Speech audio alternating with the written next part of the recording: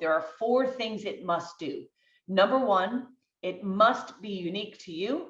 Number 2, it's got to have meaningful specifics. Number 3, it's got to have a strong appeal to your target market, because you don't want to be different just to be different.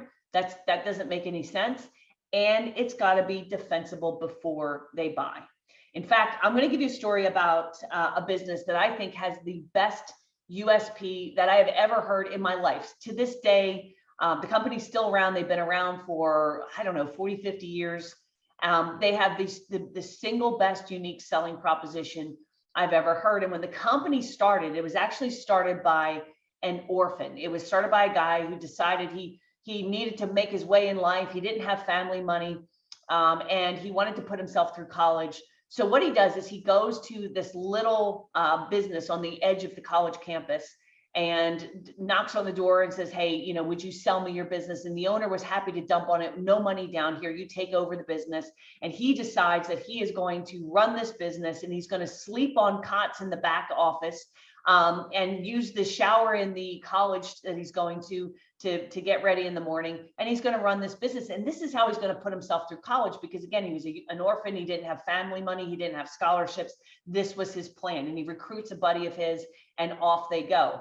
And then within a couple months, he suddenly realizes why the owner was happy to dump it on him, no money down. It was because the business was failing miserably. He was losing money, bleeding money. His partner in crime, his other student that was going to swap out classes with him and help him run the business, decides, you know what, it's not for me, I'm out. He leaves.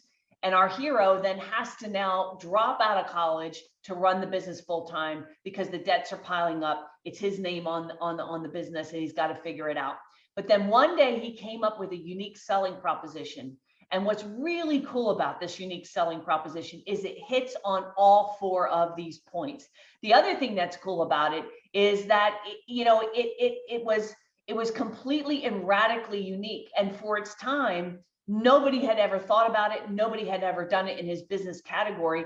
And pretty quickly, using this unique selling proposition, he dominated his area. He dominated his city. Pretty soon, he became a national brand. At one point in time, and even probably still today, you could stop people at random on the street, ask them to name the business in his category, and you give a little name association wordplay, and almost 90% of them would name his company as the brand. That's how good he did, not only with growing the business, but developing his unique selling proposition. And when I tell it to you until you're the company, you're going to know it, even though you might not even be a customer. I guarantee you know it, or you've heard of it. And the unique selling proposition was this: fresh hot pizza delivered in 30 minutes or less, guaranteed, or it's free. So that was Domino's Pizza. And based on that unique selling proposition, Tom Monahan built a business empire. Now, here's what's key about it. Number 1, it was unique to him, because there was no other pizza place that was offering that. And, it was funny because, after a while, they had to stop doing it because, one, their competition eventually caught up to it, right? Which is what happens with all really good, unique selling propositions.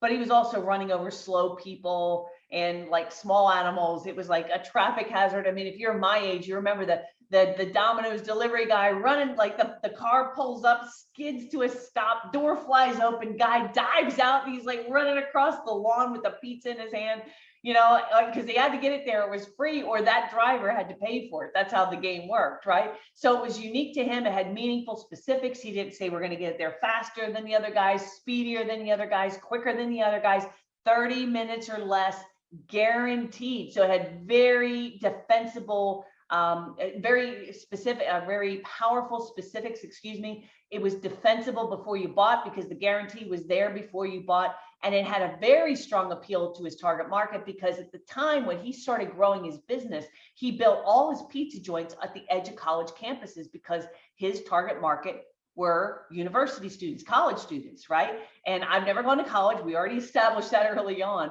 But what I've heard is that in the dorm rooms where the college students are, they smoke some funny stuff and they get really hungry for carbs, and they are incapable of going out and getting any. So they want someone who's going to get carbohydrates to them fast.